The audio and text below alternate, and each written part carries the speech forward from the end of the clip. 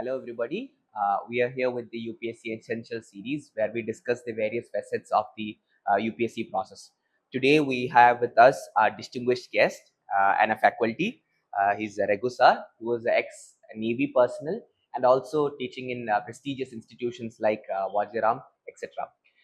Here with us, Regu sir is cooperating to understand about the PABAD optional. PABAD optional ആയിട്ട് ബന്ധപ്പെട്ട കുറച്ച് nuances നമുക്ക് സാറിൻ്റെ അടുത്ത് ചോദിച്ച് മനസ്സിലാക്കാം.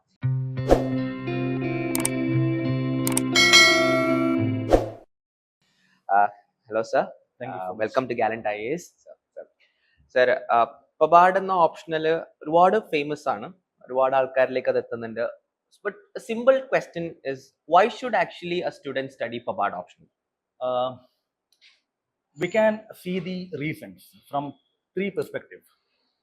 Number one, PABAD is something which you encounter every day.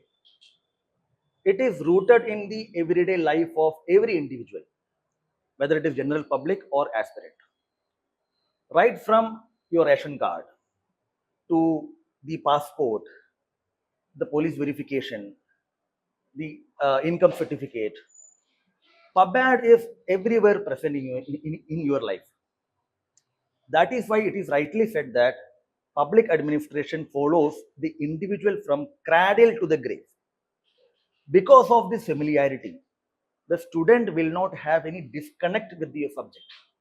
And this familiarity enables the student to learn this subject very easily because of its pragmatic touch with their life. Number two, the subject of public administration in UPSC, it is very much concise, relatively easy subject because the chapters are very well structured, and it enables the student to comprehensively study and revise systematically. Third one, in fact, arguably the most important point I will stress, that is the interlinkages of public administration with GS, especially GS2, GS4, even till the personality test. So, sir, I'll start with the third question. Sir, you were mentioning about the interlinkages. Sir, ഒന്ന് just ഒന്ന് explain ചെയ്യാൻ പറ്റുമോ എങ്ങനെയാണ് നമ്മുടെ ഈ പബാഡ് ഓപ്ഷണലും GS2ഉം GS4ഉം ഒക്കെ ആയിട്ട് closely linked ആവുന്നത്? How could a student benefit from studying PABAD in the other subjects? Definitely, I will do that. See, let us take GS2 polity. In fact, before explaining that, let me tell you that with all responsibility, എനിക്ക് പറയാൻ പറ്റുന്നതാണ് 75% of GS2 except IR has either direct or indirect linkage with public administration. Let us take GS2 polity. In polity, we have structures of the government, we have federalism, center-state relations, regulatory bodies, etc. So these are actually covered by public administration paper 2, chapters 4, 5 and 6. Yes. Number one. And when we see the governance part, let's say take the field society. Chapter 5 of paper 1 of public administration directly covers field society entirely. These are only illustrative examples. When you see the details, you will find that significant linkage. And as far as the GS4 is concerned, in GS4 ethics, we have chapters called ethics in administration, foundational values in civil services, probity in governance. These are also having significant overlap with public administration. And not only that, let us deal with economy.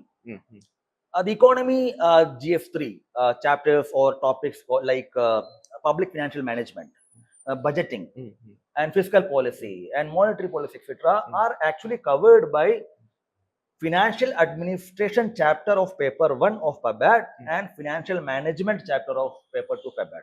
Not only that, it has linkage with internal security and disaster management. Exactly. And not only that, it has also linkage with history. History, yes. So that's the beauty of the subject. And not only that, it has significant benefit for essay. Fine.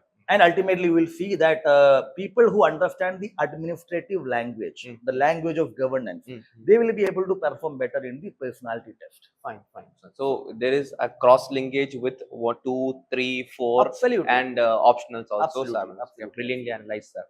Sir, എൻ്റെ ഒരു വേറെ സംശയം എന്ന് പറഞ്ഞിട്ടുണ്ടെങ്കിൽ ഇതൊരു dynamic paper ആണോ അതോ ഒരു വളരെ സ്റ്റാറ്റിക് ആയിട്ടുള്ള പേപ്പർ ആണോ? Because my doubt rises from the fact that നമ്മളിപ്പോൾ സിവിൽ സർവീസസ് നമ്മളിപ്പോൾ റൂൾ ബേസ്ഡിൽ നമ്മൾ റോൾ ബേസ്ഡിലാക്കുന്ന ഒരു സമയമാണ്. അപ്പൊ ഇതിന്റെയൊക്കെ ഒരു സ്റ്റഡി പഠിക്കുമ്പോൾ ഇതൊരു ഡൈനാമിക് സ്റ്റഡി ആണോ അതൊരു തിയറട്ടിക്കൽ ആയിട്ടുള്ള സ്റ്റഡി ആണോ ഇത്?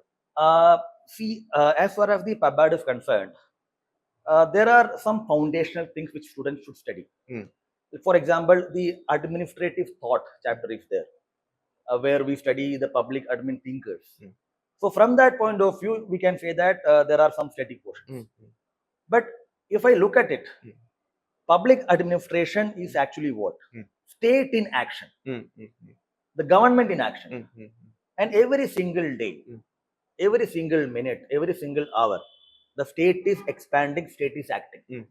Even today, I was going through this live law website where there was a hearing which was going on. Okay. Because of the banning of Telegram. Okay. It was an action taken by the state. Yes.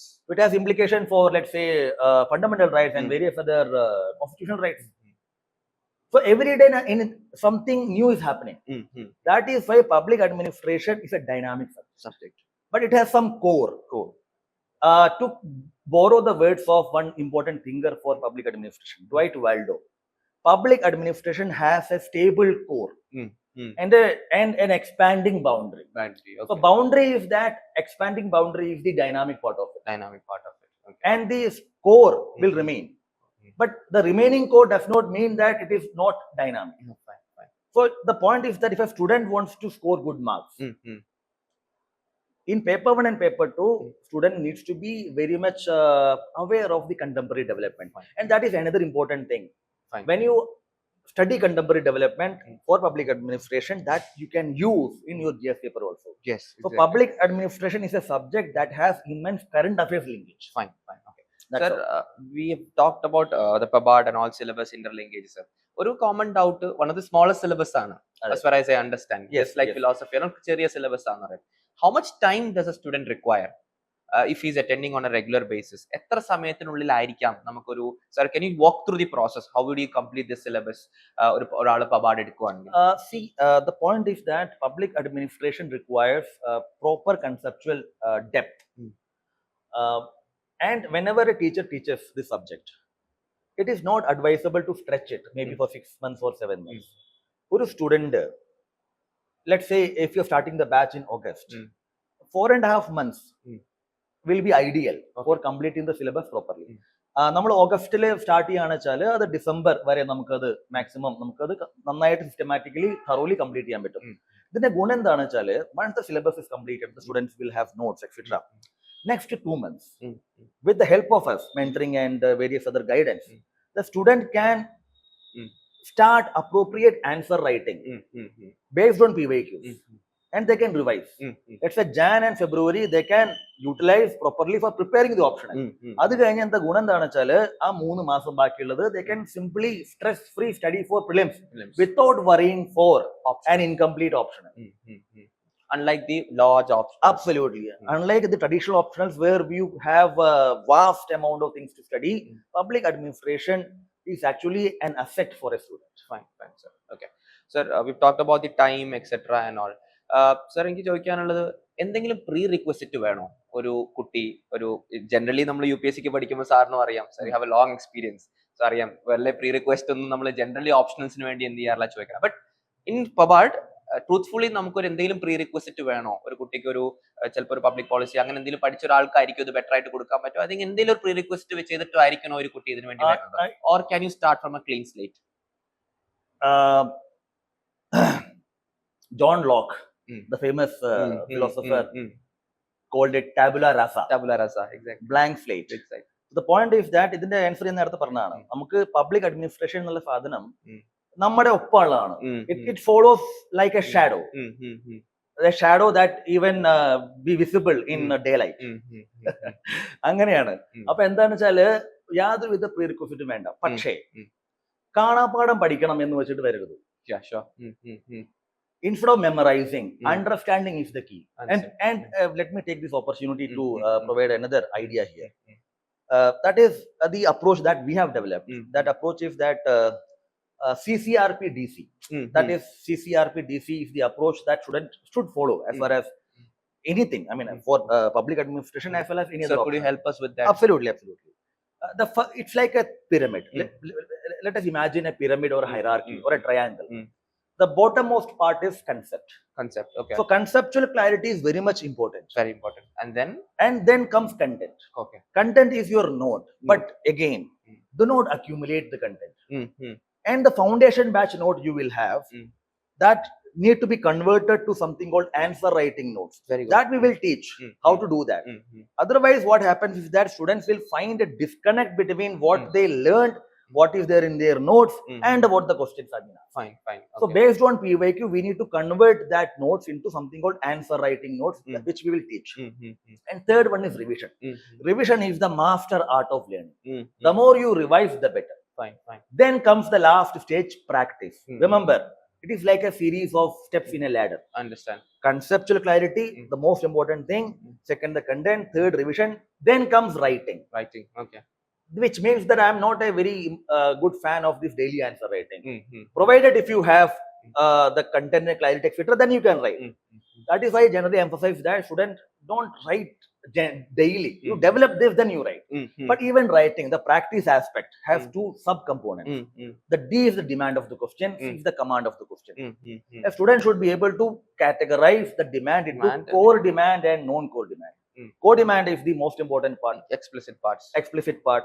And there might be some implicit demands also, because the command, if I can give you a question here, let's take one question for the benefit of the student. The Office of Governor promotes cooperative federalism in India. Explain. The explain command is a non-critical command where we don't have to write any weakness or limitation or challenge. So we need to. But still, sometimes we mention. Which is not necessary as such. If you want to do that, in the conclusion, you just mention it. Yes, exactly. But then you don't end with that. You write a way forward, then merge the conclusion. So the challenge, the way forward, and the conclusion should be merged in the conclusion. Ideally, there is no need for that. But if let's say the same question, the Office of Governor promotes cooperative federalism in India, examine or discuss. Now the problem is that you have to write the limitation and weakness. And if you are writing the weakness or limitation, you write a way forward. So just because the command is changed, what happened? Two new demands have emerged. This is something that DC, demand and command. This is the structure and this is the approach the student should follow. There is no level jumping. ഒരു Q ആണത്. എല്ലാവരും ഓരോ step കഴിഞ്ഞ് പതുക്കെ പതുക്കെ നമ്മൾ പോകണം. ഇങ്ങനെ പോയി കഴിഞ്ഞാൽ ഇങ്ങനെ പോകണം. അതാണ് ഇതിന്റെ ആവശ്യം. I understand. The pyramidal approach is actually the process that we use for GS also. Absolutely. That's the content slowly നമ്മൾ concept build ചെയ്ത് content build ചെയ്ത് അവസാനം നമ്മുടെ output. അവസാനം. So one more question I want to ask you is there any interlinkage between the first paper and the second paper of Pabad? I will try to paraphrase this question. Generally, students say that we need to write paper 1 thinker and theories in paper 2. My counter question to them is this. Why do you think UPSC has categorized paper 1 and paper 2? And why do we have 26 chapters? 12 chapters in paper 1 and 14 in paper 2. The very categorization into chapters and papers indicate that there are distinct subject matter.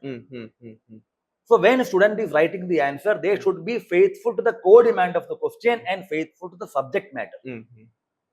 Right? If you unnecessarily try to integrate, then the value of the answer will go down. Divergent ആയി പോകുന്നു. Absolutely. അതങ്ങനെയാണ്. അത് ഒരിക്കലും ചെയ്യാൻ പാടില്ല. പിന്നെ എന്താണെന്ന് വെച്ചാൽ what I suggest is something called eclectic integration. And it is based on two things, capability and relevance. Are you capable of integrating a thinker or a theory? Do you know him properly? Is it relevant to the context of the question? Let me give you an example here. If let's say a question is asked in paper 2 with respect to political neutrality, you can use Max Weber and or Woodrow Wilson. Right? Or let's say another question like center-state relation conflicts, let's say federal conflicts. There is a thinker called Mary Parker-Foley who talks about integration. Integration is a method through which conflicts are resolved. So we can use Mary Parker-Foley. Or let's say we can use another thinker called Douglas MacGregor who talks about working through differences. But the point is that students should know. Do not force fit. ഏച്ച് കെട്ടിയാൽ മുഴിച്ചിരിക്കും എന്നാണ് പറയാ. അതുപോലെ ഒരിക്കലും forcefully ചെയ്യരുത്. അത് ആ ആൻസറിനെ വീക്കൻ ചെയ്യും. പിന്നെ ഈ ഇന്റഗ്രേഷൻ എന്നുള്ള സാധനം അതൊരിക്കലും മെയിൻ പോയിന്റ് ആവരുത്. ഞാൻ സജസ്റ്റ് ചെയ്യുന്നത് എന്താണെന്ന് വെച്ചാൽ either you can use it a way forward or ideally it should be in conclusion. You mold this finger and link with the question in conclusion. I think that the demand of the question has to be addressed. Absolutely. And the point is that integration is not the most important. If you are able to do it, it's fine. If you are not able to do it, it's also fine. But meet the core demand and where is the demand of the question. Be faithful to that. Fine, sir. So you have a long experience meeting a lot of toppers through the PABAD journey from Delhi, etc., across the country. What is that X factor that you see in the toppers writing PABAD, and what should our students also take as a message from it? The X factor is the concept which I discussed, CCRP-DC. And not only that, they have the attitude to learn. They have the very important attitude that even if they have written, let's say, 3 mains or 4 mains, still when they sit in the class, they are trying to learn new things. They are welcoming to their mistakes. They were willing to take feedback and they are willing to improve. And one more thing, quality mentoring and quality faculty. A faculty or a teacher or a mentor should have that much clarity and that much knowledge. And he or she should be having knowledge of the recent developments. Public administration is a dynamic discipline. The teacher who teaches that should have that much knowledge, should be well read, guide you. Absolutely. And should have the articulation ability. Because public administration requires writing skills. So these students have that. In fact, I would say they may not have it, but they have developed that. And for them, they were happy to have a quality teacher to teach them. And of course, teachers should evaluate the copies. Exactly. I have seen that unfortunately many teachers, they outsource this copy evaluation. Quality compromise. Quality will be compromised. That should not happen. So the X factor is this. The learning attitude. The learning attitude, as well as they were fortunate to get good teachers who will teach. Right. Fine, sir. So a lot of students have been also trying to write for the 2026 mains PABAD ഉപയോഗിച്ചിട്ട് അവർക്ക് എന്തെങ്കിലും special message കൊടുക്കാണ്. കാരണം already UPSCയുടെ result ഇച്ചിരി late ആയിട്ടാണ് വന്നിട്ടുള്ളത്. 2 weeks ആയിട്ടാണ് വന്നിട്ടുള്ളത്. Hardly we have around 70 days left. അപ്പോൾ PABAD പോലെ ഐ അണ്ടർസ്റ്റാൻഡ് ഇറ്റ്സ് എന്താണ് ഷോർട്ട് സിലബസ്, ബട്ട് എന്നിരുന്നാലും അതിന്റെ ഒരു ചലഞ്ച് അതിനുണ്ട്. What do you have to say for our 2026 mains aspirants?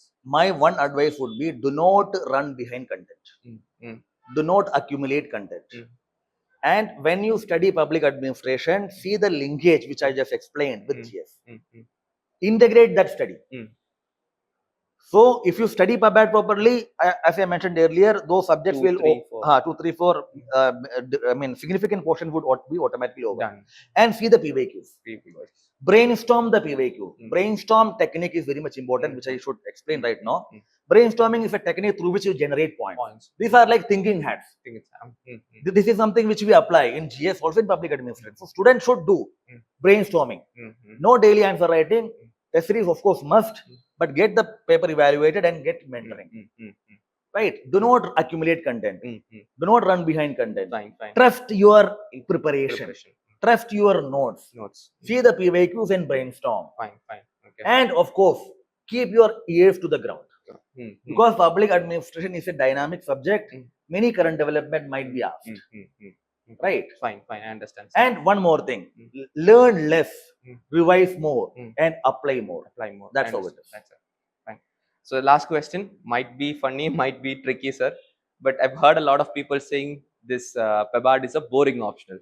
I'm not supposed to ask a PABAD faculty whether it's a boring subject or not, but there is a lot of talk saying that PABAD is boring since administration. But through your talks, I've seen you're very passionate about PABAD. Is actually PABAD a boring subject? Boring is a term which is subjective in nature. Yes. Number one. Any subject could be boring to anyone. Absolutely. That's true. Second, boring depends upon 2 things. A person can feel any subject as boring. Number one, the strategy that person is taking for understanding and studying the subject. Exactly. Number 2, the teacher who is teaching it. Yes. If the teacher is able to teach it in such a way, if the student will remain for 5 or 6 hours, I have the experience for that. It depends upon that. Right. So even the student feels that initially as boring, that can be changed through right strategy and right mentorship and quality teaching. viewers. We had a very fruitful conversation. It's our privilege and a distinguished to have a distinguished person like Raghu sir teaching at Gallant IAS. And also, if you have any doubts or any queries or any issues with regard to preparation of PABAD or even other subject ethics, you always have hand-holding support from Gallant IAS, from also especially from Raghu sir, who will be associating with us for long. Thank you. I hope you'll all contact us back with any kind of queries you have regarding PABAD optional. Thank you. Thank you so much. All the best. Thank you. Jai Hind. Thank you.